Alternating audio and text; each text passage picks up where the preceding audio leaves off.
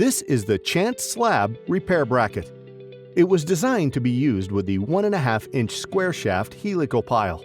Core or drill a hole through the slab to match the size of helix, remembering that the channel must have at least 4 inches of bearing surface on each side of the hole.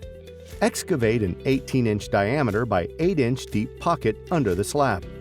For standard applications and providing up to 2.5 inches of lift, install the shaft to 2.5 inches below the bottom of the slab. For the maximum lift of 3.5 inches, install the shaft to 1.5 inches below the bottom of the slab. Note that for 3.5 inches of lift, the channel must slide in from the side.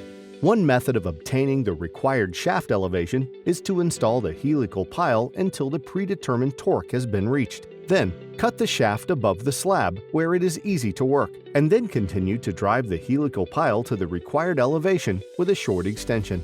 Place the bracket tube over the helical pile shaft. Slip the leveling channel into the pocket and slide or rotate the channel on top of the tube. Thread the 1-inch diameter by 5-inch bolt through the hole in the channel and into the tube. Use a torque wrench to tighten the leveling bolt, being cautious not to overload the bracket, slab, or helical pile. When lifting or stabilizing the slab is complete, backfill the hole and patch the concrete.